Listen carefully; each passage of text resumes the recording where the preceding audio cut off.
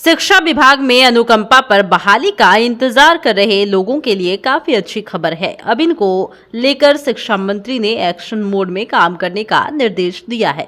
इसके साथ ही इस मामले में सरकार की तैयारियां भी तेज हो गई है। अब जो जानकारी निकलकर सामने आई है उसके मुताबिक इस मामले को लेकर शिक्षा विभाग एक अलग कैडर बनाएगा, जिसके जरिए शिक्षा विभाग में अनुकंपा पर नियुक्ति की जाएगी। जानकारी के मुताबिक बहाली की प्रक्रिया में तेजी लाने के लिए एक नियमावली तैयार की जा रही है, जिसे जल्द ही राज्य कैबिनेट से स्वीकृति दी जाएगी। कैबिनेट की स्वीकृति के बाद राज्य में यह लागू हो जाएगा और सेवा काल में मृत शिक्षकों के आश्रितों को अनुकंपा पर नियुक्ति की कार्यवाही चल रही है। इसी क्रम में ये तमाम बातें साथ ही ये निर्णय लिए गए हैं। नियमावली के लिए गठित कमेटी ने प्रस्ताव भी तैयार कर लिया है।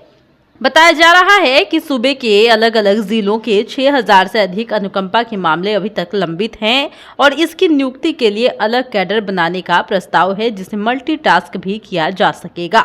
आश्रितों की योग्यता के आधार पर उनसे काम लिया जाएगा। अनुकंपा पर नियुक्ति के मामले लंबे समय से लंबित है। नियमावली में इसका विस्तार से लेकर तमाम मुद्दों पर जिक्र किया गया है। विभागीय पदाधिकारी बताते हैं कि पूर्व में अनुकंपा पर नियुक्ति के लिए कोई ठोस नीति नहीं थी, जिस कारण से काफी संख्या में इस मामले को लंबित छोड़ दिया गया। मालूम हो कि स्थानांतरण और पदस्थापन को लेकर गठित कमेटी ही अनुकंपा पर नियुक्ति करेगी और इसको लेकर ही नियमावली बना रही है। कमेटी के अध्यक्ष विभाग के सचिव वैद्यनाथ यादव हैं और शिक्षा विभाग में शिक्षक और कर्मियों के सवाल के जवाब में साथ ही सेवा काल में निधन के बाद बड़ी संख्या में आश्रित नौकरी का इंतजार कर रहे हैं, जिस मुद्दे पर ये सोच विचार की जा रही है। पहले शिक्षक के निधन पर उनके आश्रितों को शिक्षक की नौकरी दी जाती थी, लेकिन शिक्षा का अधिकार कानून लागू हो जाने के बाद शिक्षक पद पर बहाली के लिए प्रशिक्षण और टीईटी पास होना अनिवार्य कर दिया गया है। इस वजह से बैकलॉगिंग की लगातार कतार बड़ी होती जा रही है।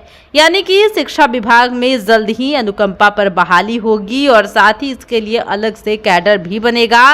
मंत्री का निर्देश भी इस पर जारी कर दिया गया है और इसको लेकर शिक्षा मंत्री ने एक्शन मोड में काम करने के निर्देश भी दिए हैं। इसके साथ ही इस मामले में सरकार की तैयारियां भी तेज हो गई है। अब जो जानकारी निकलकर सामने आई उसके मुताबिक इस मामले को लेकर शिक्षा विभाग एक अलग से कैडर बनाएगा, जिसके जरिए शिक्षा विभाग में अनुकंपा पर नियुक्ति की जाएगी। जानकारी के मुताबिक बहाली की प्रक्रिया में तेजी लाने के लिए एक नियमावली को तैयार किया जा रहा है, जिसे जल्द ही राज्य के कैबिनेट से स्वीकृति दी जाएगी।